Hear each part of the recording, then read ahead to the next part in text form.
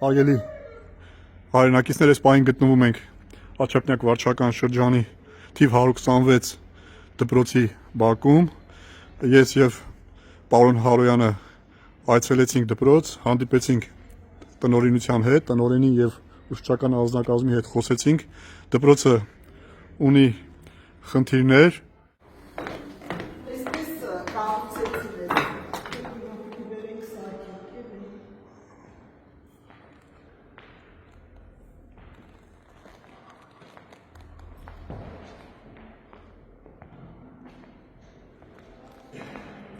ապակիների վիճակն է ժողովուրդ։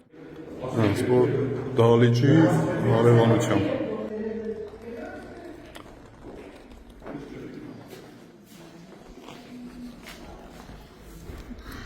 Ոստը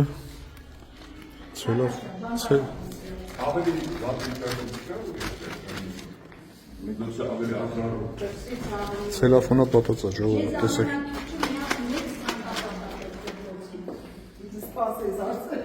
Տեսեք, ցելոֆոնը պատա ժողովուրդ, նայեք, դպրոցի պատուհանները,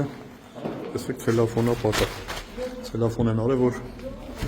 ինչ-որ մի ձև, սա երկրորդ հարկն է։ Տեսեք, էլի պատուհանները ցելոֆոնը պատ, ու պատուհանները հին պատուհաններ են հայտից։ Տեղ էլ տեսեք, դպրոցի երրորդ հարկն է, այստեղ ցածր դասարաններն են։ Հիշեցնեմ, որ դպրոցը հիմնական դպրոց է եւ տեսեք, այստեղ էլի ցելոֆոնով տնօրինությունը ծածկել է, որպեսզի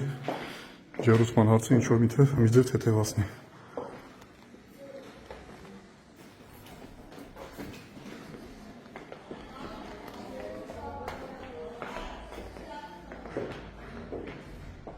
Պարոն Հարոյան,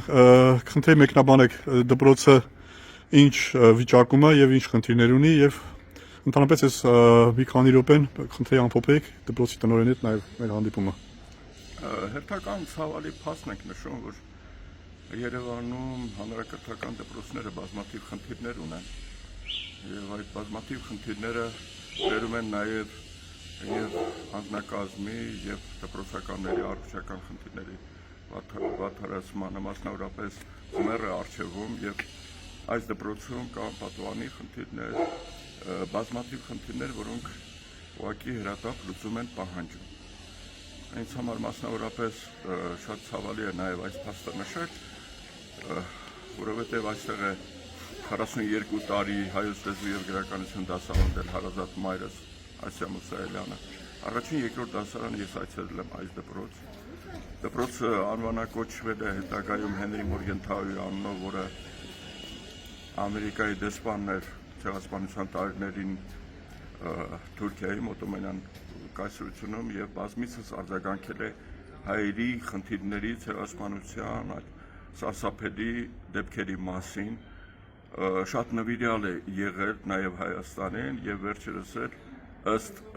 տնօրենի տեղեկատվության մենք հասկացանք, որ այստեղ այցելել է նաեւ նրա ծոռնուհին Սարա Մորգենթաուն, որը նույնպես ծանոթացել է, փորձել է որոշակի օգնություն ցուցաբերել դպրոցին, բայց ամենի ցավոք սրտի տարիների ընթացքում մնացել է թղթի վրա։ Հուսով եմ, որ մեր այցելությունը որոշակի խնդիրներ բարձրաձայնելու իմաստով մեր այցելությունը կնպաստի այն ամենին, որպեսզի մենք կարողանանք Մայր Հայաստան խմբակցության երկու անդամներով կարողանանք բարձրաձայնել այս խնդիրները եւ քաղաքապետարանում համապատասխան պաշտոնատար հանձնառում մարդկանց անպայման հորդորենք, անպայման հետևողական լինենք, որ խնդիրները որոշակի լուծումներ ստանան։ Հիշեցնեմ, որ 2015 թվականին կամ տեղեկացնեմ ավելի ճիշտ, որ 2015 թվականին դպրոցը ներառված է եղել սեյսմակայնությամբ անկայուն դպրոցների ցանկի մեջ, որպեսզի դպրոցը հիմնանորոգվի եւ դպրոցը մինչ այժմ 2025 թվականն է դեռ չի հիմնանորոգվել։ Հիշեցնեմ, որ 2017-18 թվականներին էլի կային դպրոցներ, որոնք պետք է հիմնանորոգվեին, անձինս օրինակ 188 դպրոցը Աչափնյակ վարչական շրջանի Գևորգ Չավոշի անվան դպրոցը, որը պետք է հիմնանորոգվել ու էլի չի հիմնանորոգվել, եւ 126 դպրոցը, այս դպրոցը,